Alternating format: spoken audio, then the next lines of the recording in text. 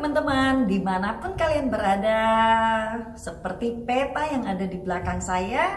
Nama saya Floren Kasih. Topik webinar kita hari ini adalah personal branding. Kalau kita mendengar nama seperti Gucci, Mercedes-Benz, Rolex, Nike, apa yang ada di gambaran kita very clear mengenai kualitas, mengenai service dan sebagainya. Karena brand-brand ini sudah dibangun dalam jangka yang sangat panjang dan secara konsisten sehingga image di masyarakat sudah sangat kuat. Itu mengenai brand di produk. Begitu berlaku sama di manusia. Ketika kita mendengar nama A disebut, kita langsung punya image, orang itu bagus banget, integritasnya sangat bagus, leadershipnya bagus, sangat smart.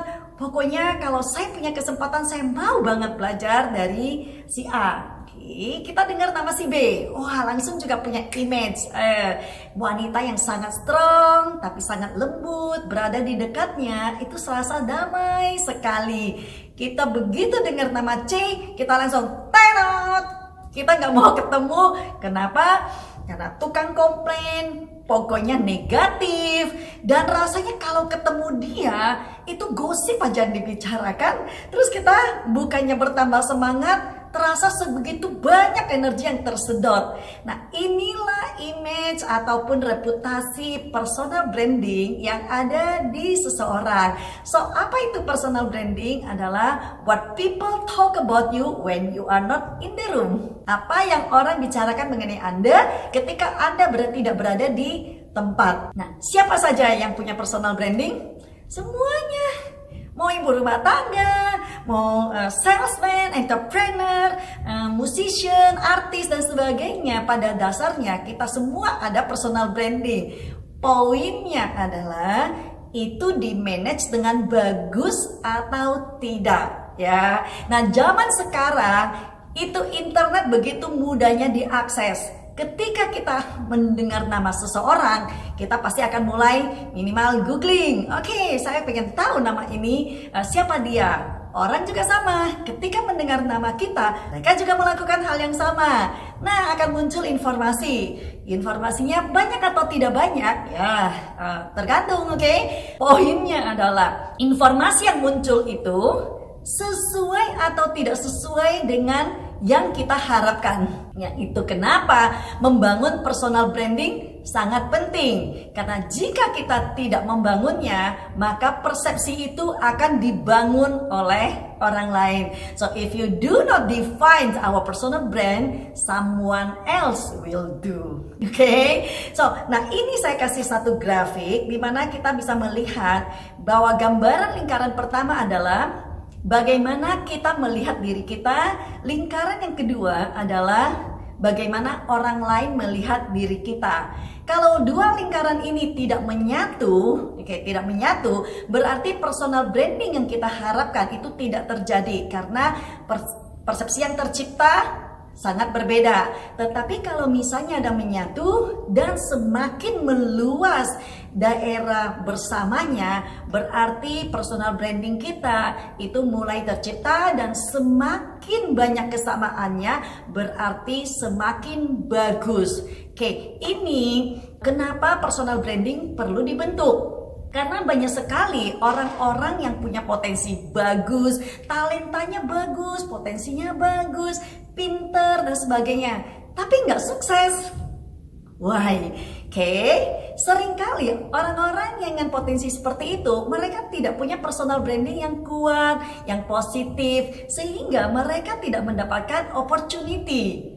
Orang bisa jadi dia bagus, tetapi orang luar tidak melihat hal tersebut, bahkan tidak tahu sama sekali, sehingga tidak memberikan peluang tersebut kepada mereka. Hilanglah opportunity tersebut.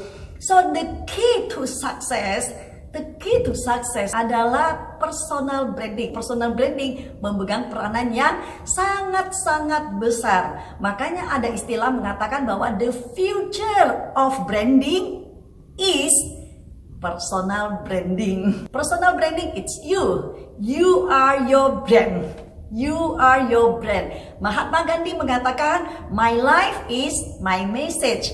Artinya, message saya berarti itulah personal branding. Makanya ketika orang mendengar nama Mahatma Gandhi, orang sudah tahu siapa dia, mewakili nilai apa dan sebagainya, karakter macam-macam. Oke, so you get the point. Kenapa kita begitu penting membangun personal branding ini? Now, bagaimana membangunnya? Oke, ya ada beberapa hal yang perlu kita perhatikan. Satu adalah why, tujuannya apa? Oke, sering kali ada pertanyaan, siapa sih yang butuh personal branding? Semua orang butuh. Mau ibu rumah tangga, mau sales, mau entrepreneur, dan tadi saya katakan semua orang. Oke, semua orang. Memang beberapa profesi itu lebih signifikan. Nah, sekarang saya ingin menyebutkan hanya beberapa profesional, entrepreneur, leader, organisasi dan sebagainya ya. Oke, sekarang kita lihat why.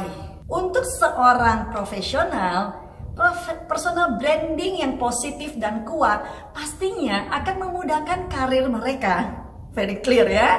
Seorang entrepreneur, penting nggak personal branding? Oh, very important. Kenapa? Karena orang hanya melakukan bisnis, berpartner bisnis dengan orang yang mereka kenal, mereka suka, dan mereka percaya. Bayangkan kalau kita tidak ada personal branding yang kuat, orang belum tentu mau bekerja sama dengan kita. Tapi kalau kita punya personal branding yang kuat, orang mungkin ngantri untuk kerja sama dengan kita. Betul apa betul? Oke, begitu juga untuk leader. Ya, leader organisasi, leader di politik dan sebagainya. Kalau seseorang punya personal branding yang kuat, maka otomatis chancesnya untuk membangun organisasi yang makin besar sangat besar.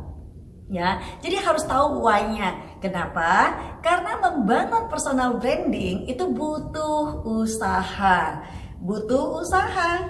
Jika kita tidak tahu why, maka kita tidak mau menyisakan usaha untuk hal ini. Ya, nomor 2 yang perlu diperhatikan tentunya paket personal branding itu sendiri. The direction dari personal branding. Oke, apa? Mau dibawa kemana?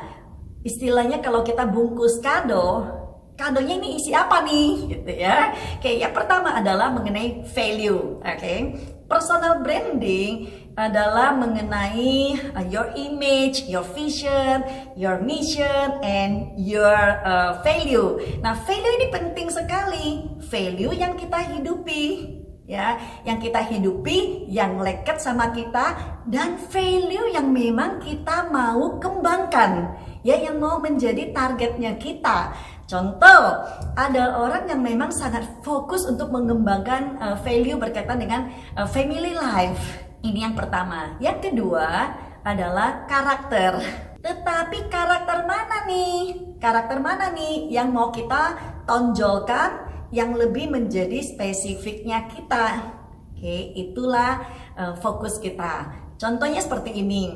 Andai kata di 3-5 tahun ke depan kita ada orang mau membuat report tentang kita.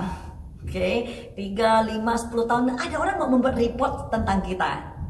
Kira-kira kalau diungkapkan dalam 3 atau 5 kata atau 3-5 kalimat, kira-kira apa yang kita harapkan orang tulis?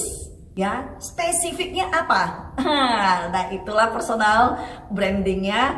Poin berikut dalam membungkus personal branding kita adalah keunikan kita, atau spesialisasi kita, atau skillnya kita. Kan setiap orang kasih beda-beda ya. Kelebihan saya misalnya di ini, kelebihan yang lain mungkin di sini, sini kan beda-beda toh. Oke, nah kita bisa menonjolkan kelebihan kita. Ada orang yang misalnya skillnya di memasak, ada orang menyanyi, ada orang menulis, ada orang berbicara. Setiap orang pasti punya satu keunikan yang memberikan nilai berbeda ya. Oke, poin berikutnya passion. Oke, passion. Tentunya hal yang akan kita tonjolkan, yang menjadi ciri khas kita, haruslah sesuatu yang menjadi passionnya kita. Oke, kenapa? Karena istilah ini mungkin sudah sangat umum. Do what you love what you do. Umum kan?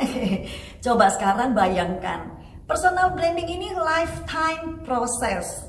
Bayangkan jika kita memaksakan diri kita membangun sesuatu yang kita nggak suka, sementara waktu bolehlah. Tapi berjalan setahun 2 tahun, pasti lelah nggak? Pasti lelah. Saya kasih contoh. Kuliner ini lagi tren nggak? Tren banget. Ya kayaknya semua orang, wow, this is so cool kalau berbicara mengenai kuliner. Oke. Jika seseorang tidak tertarik sama dunia ini, tapi dia ingin jump in, datengin banyak restoran. Cobain makanan, berusaha impress dengan urusan kuliner.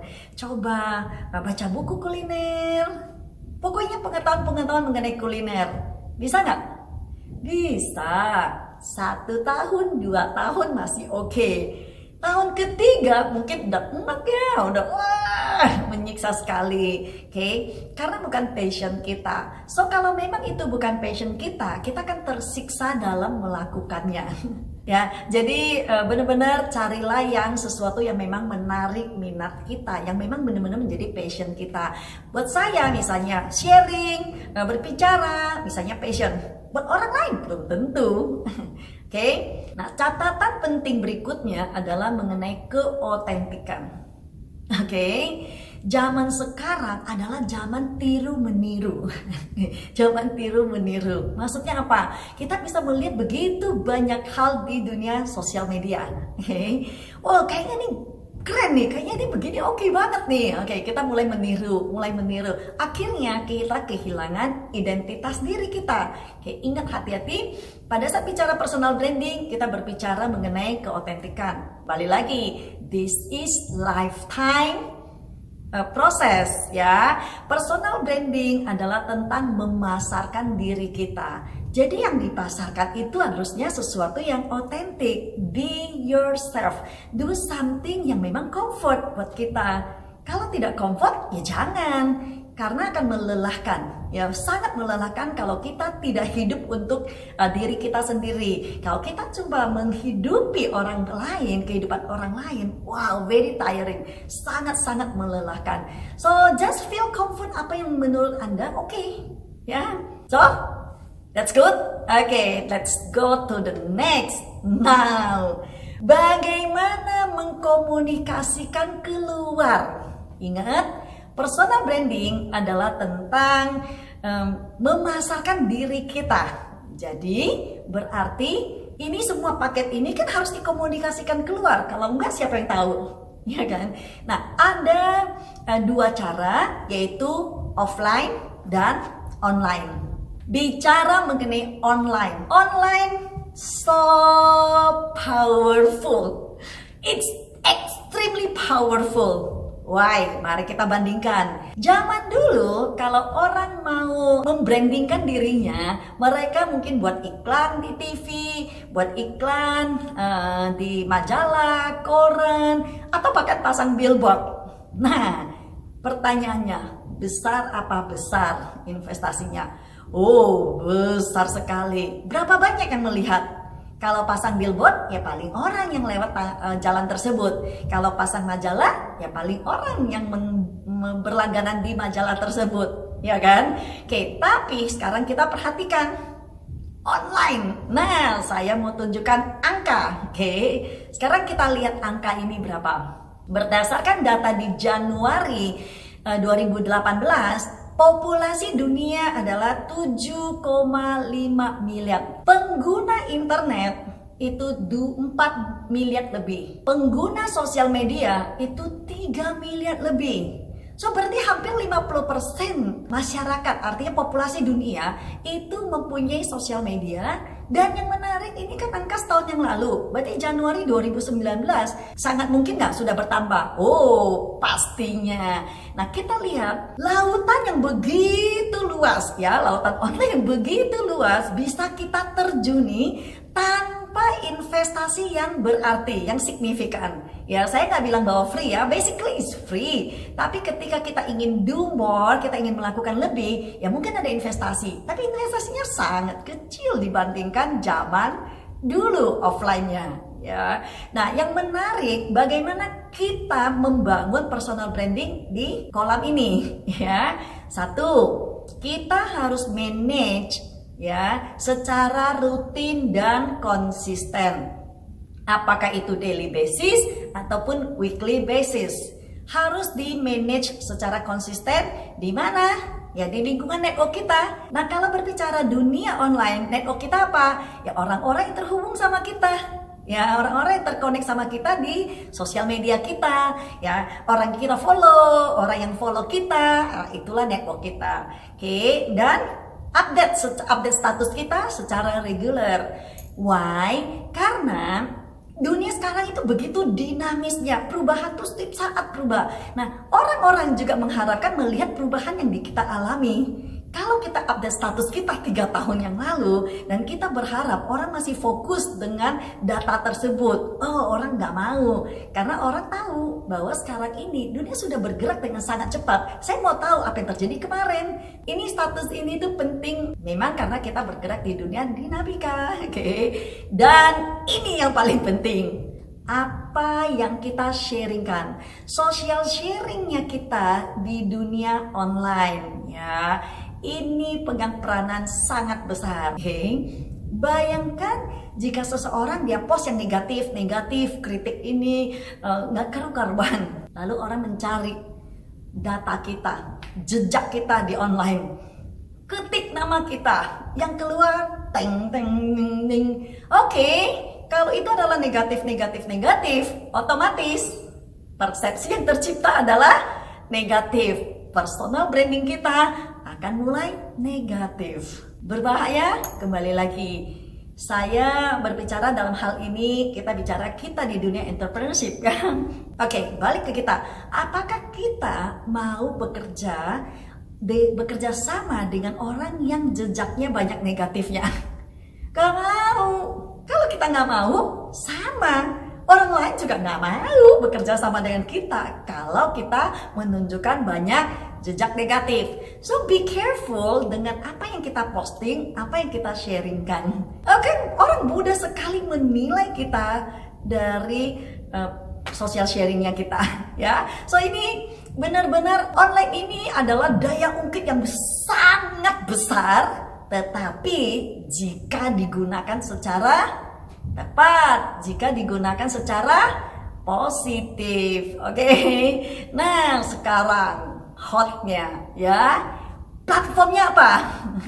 Platform sosial media pastinya. Nah, sekarang saya mau kasih lihat angka menarik. Tapi sebelumnya saya remind dulu. Ini bukan kelas tutorial ya. Saya hanya ingin menunjukkan bahwa powerfulnya sosial media, daya ungkit ini sebesar apa ya. Kita lihat ada apa aja sosial media. Kita lihat di sini ada Facebook, ada Instagram, ada YouTube, LinkedIn, Twitter, dan macam-macam, blogging, Google Plus, Pinterest, dan macam-macam. Oke. Nah, saya nggak bahas terlalu detail, tapi kita lihat Facebook. Facebook adalah platform yang terbesar di dunia saat ini dengan 2,2 miliar pengguna. Wow ya. Tapi menarik sekali ini.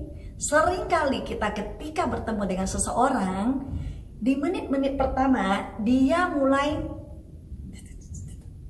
di bawah mejanya, mungkin dia kita berpikir, dia nggak pay attention, ya, kok malah asik sendiri dengan handphonenya. Jangan salah, sekarang banyak orang begini. Setelah berkenalan, setelah mendengar nama lengkap kita, dia mulai mencari tahu. Dia mau cari tahu siapa kita. Nah, lahan apa yang mereka masuk? Kalau bukan Google, sudah pasti Facebook. Ya, ini dua ini udah pasti. Ketika mereka masuk ke Facebook, mereka akan melihat postingan kita apa nih? Hal-hal yang positif apa enggak? Related enggak? Makanya kenapa ketika kita ngeposting sesuatu, kita harus relate dengan personal branding yang kita mau bangun. Jangan keluar jalurnya terlalu jauh-jauh ya. Karena orang kalau melihat, dia mungkin melihat 10-20 postingan kita yang terakhir. Kalau image yang didapatkan negatif dari beberapa yang dia lihat, menit-menit berikutnya sudah tidak ada diskusi bisnis. Bisa jadi dia langsung menutup pintu kerjasamanya. Menarik, menarik. Tapi kalau dia lihat, oke, wow, ini orang positif ya, positif vibe terus, ya keren, oke, good, good, good. Ini orang berisi dan sebagainya. Wow, mungkin dia sangat interest untuk kerjasama dengan kita. So, Facebook ini adalah platform besar. Jadi orang cenderung akan langsung lari masuk ke situ. Oke. Facebook ada dua, ada yang namanya personal account, ada yang namanya fanpage ya. Personal account memang umumnya ya kita posting apapun lah ya. Kalau di fanpage lebih kepada professional platformnya kita. So kita hanya sharing hal-hal yang bersifat spesifik kepada satu aspek atau satu bidang. Kita lihat lagi YouTube 1,5 miliar lebih pengguna di dunia ini yang paling mendekati ke Facebook. Besar nggak? Besar sekali. Zaman dulu kan video tuh hanya ada di TV ya, sehingga lebih banyak orang melihat gambar di majalah dan sebagainya. Tapi dengan zamannya dunia sosial media sekarang, video itu menjadi sangat menarik. Artinya orang tuh punya interest yang sangat besar di dunia video, di dunia video. Dan YouTube adalah pilihannya. Oke, ini platform yang sangat besar juga. Lalu kita lihat ada Instagram, kelompok milenial ke bawah itu boleh dibilang semuanya berada di Instagram. Oke, kita milenial juga, iyalah, ya, iyalah. Ya dengan 1 miliar lebih pemakai, Instagram platform besar nggak? Sangat besar. Lebih-lebih kalau kita ingin interact dengan kelompok milenial, maka kita juga perlu terjun ada di situ. Tapi sesungguhnya platform mana yang lebih bagus? Semuanya bagus. Ya, tidak berbicara Facebook lebih bagus dari Instagram, YouTube lebih bagus dari Facebook dan sebagainya, tidak ada. Semua punya kelebihan dan keunikan masing-masing. Yang penting adalah kita comfortnya di mana. Yang merasa kita comfortable, misalnya ada orang yang sangat Twitter, ya sudah, oke. Benar-benar fokus di Twitter sebagai lahan membangun personal brandingnya. Tapi ada orang yang mungkin senangnya di Instagram, ya sudah, go ahead dengan Instagram. So jangan membandingkan mana yang lebih bagus, semuanya bagus lah ya. Oke, yang nggak pakai itu yang nggak bagus. Oke, kita lihat lagi ada namanya Twitter, ada yang namanya LinkedIn. Kalau kau profesional termasuk entrepreneur, ya LinkedIn menjadi lahan yang relatif wajib juga karena di situ orang bisa melacak jejak-jejak profesionalnya kita ya. Dan blogging ya, buat orang yang senang dengan tulis menulis, tentu blog adalah lahan yang bagus membangun personal branding. Tapi buat yang enggak senang menulis, ya jangan memaksakan diri untuk membuat blog. Nanti jadi penyiksaan lagi. Oke, so sosial media ini adalah daya ungkit yang sangat besar sekali. Jadi bukan hanya kelompok milenial, mau Gen X, Gen Y, Gen Z, Gen A, Gen B, Gen C dan sebagainya.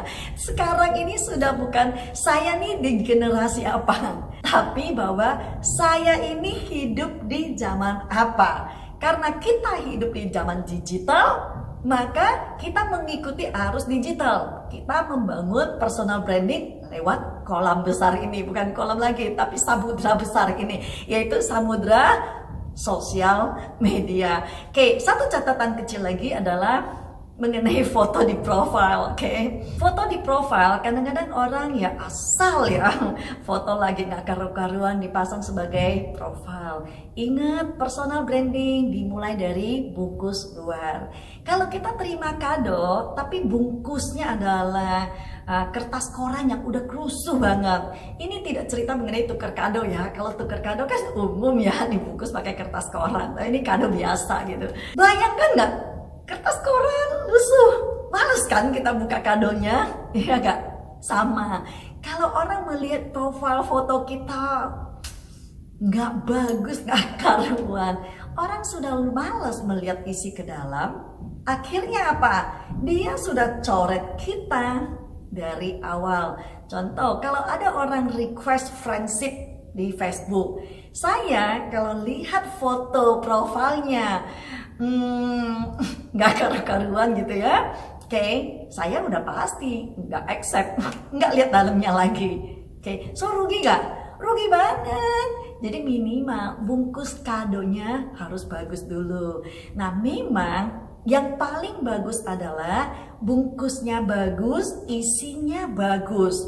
Ketika orang mengenal kita secara langsung, mendapati aslinya juga bagus. Nah, itulah nilai personal branding yang paling kuat akan bergabung. Oke, so ini berbicara mengenai online, now offline. Penting juga? Oh iya, sangat penting ya. Sama pentingnya dengan online. Memang online punya daya ungkit besar, offline mungkin daya ungkitnya tidak sebesar online. Oke, tetapi offline ini penting. Yaitu apa? Dengan orang-orang di dalam interaksinya kita, misalnya komunitas kita, orang-orang yang memang saban hari kita bekerja sama. So online, offline kita bungkus. Jadi is one of the very important key to success. Dunia automation boleh berkembang sangat besar, tetapi ke depan persaingan utama adalah tentang diri kita. Berarti tentang brand kita, because you are your brand. Ya, so let's build a strong and positive branding. Dan sebelum saya tutup, boleh tulis di komen di bawah 3 atau 5 kata yang mewakili personal branding Anda. Kalian tulis, boleh leave your comment. Kalau tidak keberatan, just do it ya. Ini sebenarnya adalah kesempatan membangun personal branding. Karena apa? Karena banyak orang hadir di dalam webinar ini dan banyak orang yang membuka komen ini. So it's a chance for people to know about you. Oke, so ini sharing saya hari ini. Thank you so much untuk mendengarkan dan sukses untuk kita semua ya. See you, bye-bye.